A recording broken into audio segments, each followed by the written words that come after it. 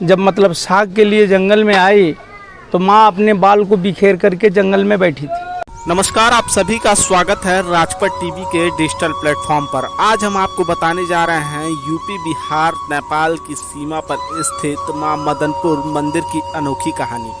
जी हाँ, जंगल हो या पहाड़, जहां पर नजर जाता है वहां एक मंदिर जरूर नजर आता है।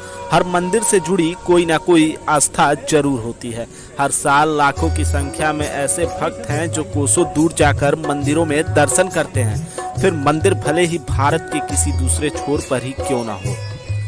भारत में भगवान के प्रति लोगों को बड़ी आस्था और विश्वास है। यह मंदिर नेपाल के पास वाल्मीकि नगर के करीब NH 28 के बेहद वाल्मीकि टाइगर रिजर्व की इस टाइगर रिजर्व के जंगल के बीच बना है मदनपुर देवी का मंदिर। मां मदनपुर देवी के दर्शन के लिए नेपाल और भारत से सैकड़ों की संख्या में श्रद्धालु आते हैं, लेकिन आपको जानकर बड़ी हैरानी होगी कि इस मंदिर में इंसान के अलावा जंगल का राजा शेर भी आता है। आज भी इस मंदिर में रात होने के बाद जंगल के शेर आते हैं माता के दर्शन के लिए। यहाँ रात होते ही पुलिस के जवान तैनात हो जाते हैं।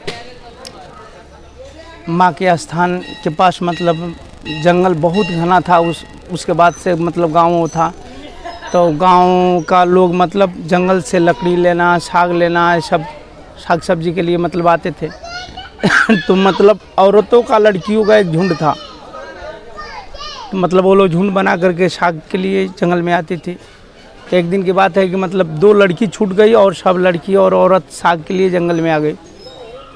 तो दोनों लड़की जब मतलब साग के लिए जंगल में आई तो माँ अपने बाल को बिखेर करके जंगल में बैठी थी रास्ते पर। जब माँ उन लोग को देखी तो माँ बुलाई, बोली ये देखो हमारे सिर में जू हो गए हैं, इसको तुम लोग निकालो। दोनों लड़की माँ का मतलब सिर से जू निकालने लगी। निकालते निकालते शाम हो गया। जब शाम हो गया तो माँ बोली कि अब तुम लोग का घर जाने का भी टाइम हो गया। दोनों लड़की बोली कि अब हम लोग घर जाएंगे तो हम लोग को डांट सुनना पड़ेगा, बोली सुनना पड़ेगा कि हम लोग साग भी नहीं लिए, लकड़ी भी नहीं लिए और घर के लोग बोलेंगे। माँ बोली ठीक है, घबराओ मत।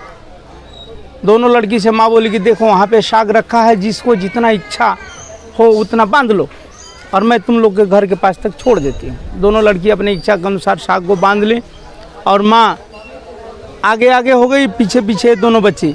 जब माँ लेकर के जाने लगी, जब गांव दिखाई देने लगा तो माँ बोली कि अब तुम लोग का गांव दिखाई देने लगा है, अब तुम लोग चले जाओ।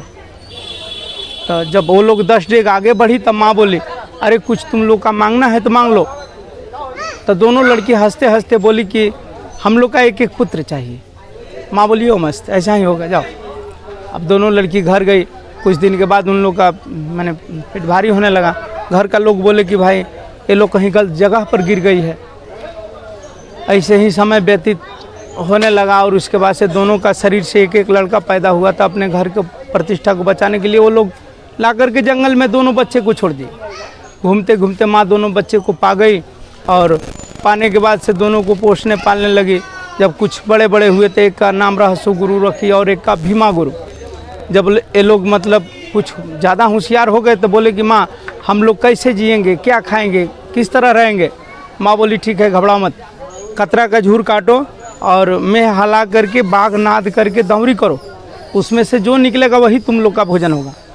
और दोनों भीमा गुरु और रहसु गुरु कतरा का झूर काटते थे। मेह हला करके, अभी मेह पड़ा ही है वहाँ पे, मेह हला करके वो लोग वो दौरी करते थे तो उसमें से झिंगमा भरनी चावल निकलता था, तो वही वो लोग खाते थे, रहसु गुरु और भीमा गुरु। ये कहानी मदन राजा को मालूम हुआ। मदन राजा बोले जी भाई हमारे ही राज में ऐसा काम हो रहा है, हमको पता ही नहीं है।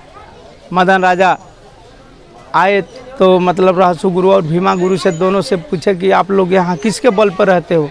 दोनों आदमी बताए कि यहाँ हम लोग माँ के बल पर रहते हैं, यहाँ हमारी माँ रहती है। बट पाखंडी कहीं के, ढोंगी कहीं का। माँ का आज तुम लोग दिखाओ, जब तक तुम्हारे माँ को हम नहीं देखेंगे यहाँ से हम जाएंगे नहीं। राजा जीत पर आ गए। रहसु गुरु और भीमा गुरु बहुत माना किए, फिर भी वो लोग नहीं माने। राजा नहीं माने। राज हट त्रिया हटे, दो बहुत बेजोड़ होता है। राजा हट पर आ गए। रहसु गुरु माँ को हींग लाज से चलाए। कौड़ी का मख्या आई, कलकत्ता आई, ऐसे पटना आई, मतलब चारों तरफ रोकते गए माँ को और बोलते गए कि राजा अभी से भी मान जाइए, आप छोड़ दीजिए, माँ को मत देखिए, गलत होगा। बोले राजा बोले नहीं नहीं नहीं, तुम लोग पाखंडी हो, जब तक आज तुम लोग माँ को नहीं दिखाओगे मैं यहाँ से जाऊँगा नहीं। लास्ट में रहसु गुरु माँ को यहाँ बुलाए। जब माँ को बुलाए, माँ आई तो रहसु गुरु को मस्तक को फाड़ करके अपने कंगन को दिखाई। राजा का तो सब सर्वनाश हो गया। लेकिन राजा के यहाँ का एक जो बहू थी वो अपने मायका गई थी, वो गर्भवती थी।